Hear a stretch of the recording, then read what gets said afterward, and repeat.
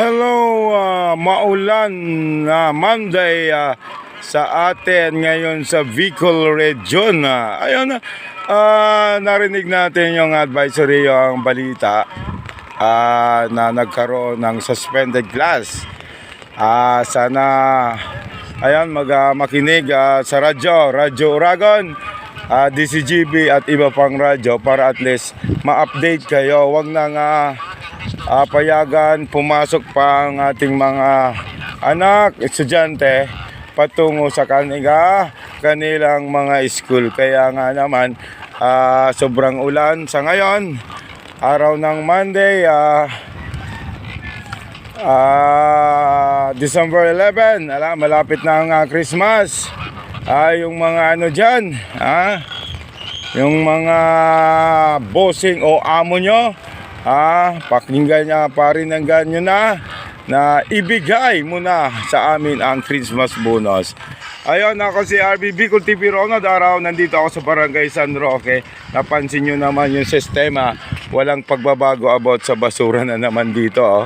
Nagkalat, nasaan kaya yung mga opisyal ng barangay, opisyal ng Purok, na sana tuloy-tuloy yung pagkakaisa. Tingnan mo, nagkalat na naman ang basura. Dito lang ito sa Purok 3. Then Purok 2, talaga naman mahirap pakiusapan itong mga residenteng dito lang malapit sa coastal area. Ayan, pansinin nyo guys, sobrang lakas na ng ulan. Kaya ingat-ingat na lang.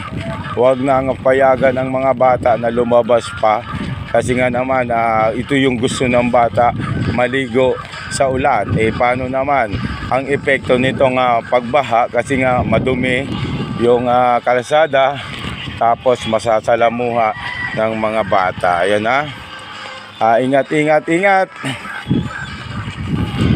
It's a Monday, maulan ang Monday natin ngayon. Ayun, kung aalis man, magdala ng payong, panangga sa ulan.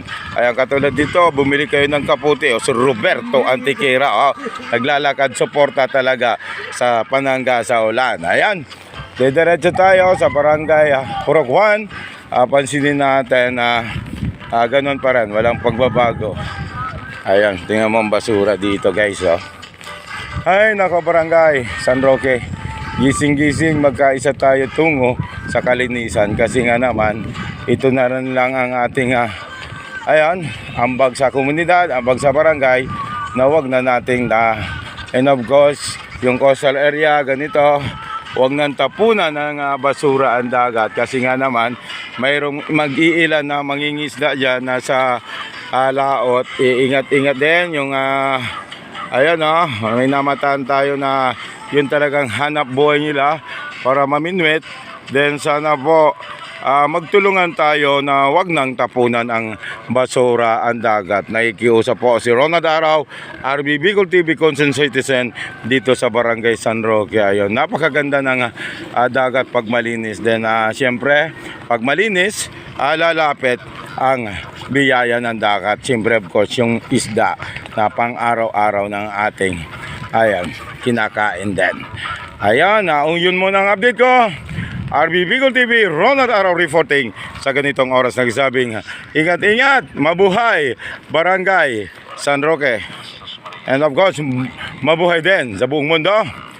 Bicolandia, Legazpi, Pilipinas, Universe. Thank you so much, Universe. God is good all the time.